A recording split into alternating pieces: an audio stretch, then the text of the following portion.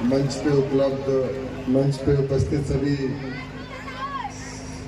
सम्मानित गणमान्य व्यक्तित्व का बहुत सम्मान और आभार। यहाँ अभिभावक बैठे हैं, बच्चे बैठे हैं, उनको भी मेरा बारंबार नमस्कार।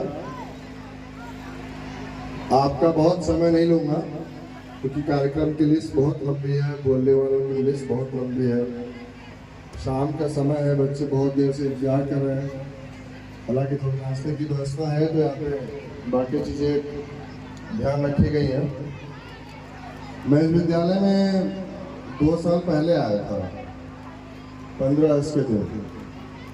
वो जो कार्यक्रम था और आज का कार्यक्रम था, आज का जो कार्यक्रम है वो दोनों को देख करके उसमें जमीन आसमान का अंतर है।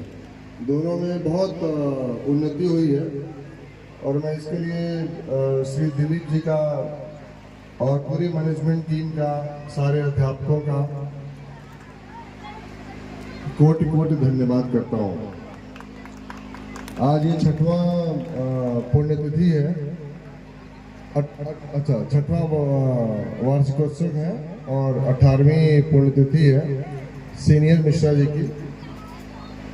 वो अगर कहीं आज ऊपर होंगे, जहाँ से भी देख रहे होंगे, जरूर देख रहे होंगे, तो आज उनको बहुत गर्व महसूस हो रहा है अपने बच्चों के ऊपर, जिन्होंने इस विद्यालय को छोटे से रूप से अब बड़ा बनाते जा रहे हैं।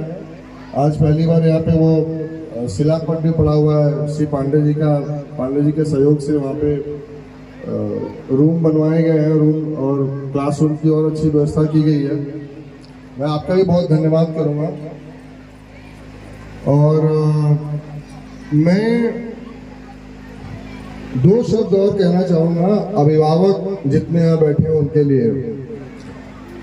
हम भी कभी इन बच्चों की तरह ऐसे आके परफॉर्मेंस करते थे, वहां से फिर उठ करके जहाँ आप बैठे वहां बैठ गए, वहां से उठ के वहां बैठ गए, वहां से उठ के यहाँ आ गए।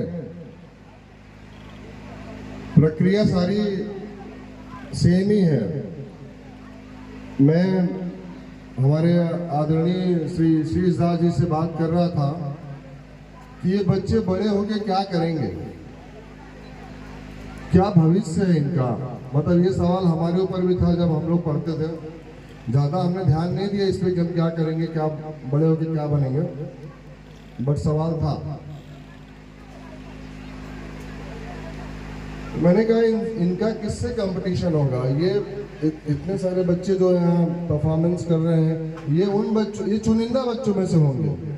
जितने बहुत सारे बच्चे, उनमें से कुछ चुनिंदा बच्चे होंगे जो परफॉर्मेंस कर रहे होंगे। बहुत सारे अभिभावकों को लग रहा होगा कि उनके बच्चे क्यों नहीं परफॉर्मेंस कर रहे हैं, बाकी के बच्चे क्यों परफॉर्मेंस कर रहे हैं। जिनके बच्चे परफॉर्मेंस कर रहे हैं उनको भी लग रहा होगा कि हमारा वाला पीछे क्यों खड़ा है, आगे वाले में क्यों नहीं हमारा है। लगा कि नहीं लगा? लगा होगा। ये बात आपको आगे तक भी सोचनी पड़ेगी कि हमारा वाला बच्चा आगे क्यों नहीं खड़ा है।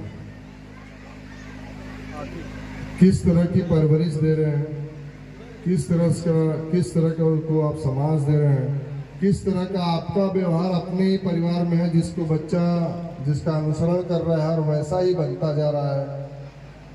किस तरह के लोगों को आप अपना आदर्श बना रहे हैं।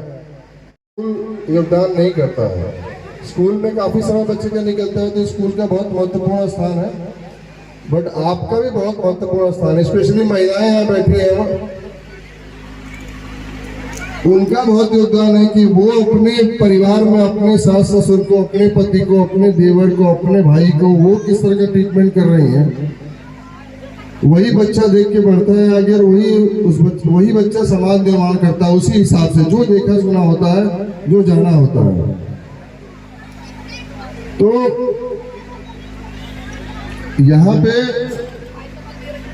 कुछ प्रतिभाओं को बहुत स्पेशल उभारने की जरूरत है। मैं जब भी किसी स्कूल में जाता हूँ तो वहां से कहता हूँ कि आप 10 बच्चे ऐसे निकालिए। मैं 10 बच्चों को लेना चाहता हूँ। मैं 10 बच्चों को एक परफेक्ट व्यक्तित्व करके निकालना चाहता हूँ। मैं आपसे भी ये अपील करूंगा, आप मुझे लड़के लड़कियां 10 बच्चे आप मुझे अपने स्कूल से दीजिए, मुझे उनको समय देने दीजिए मुझे उनका टैलेंट उभारने दीजिए, मुझे मेरे हिसाब से वो करने दीजिए।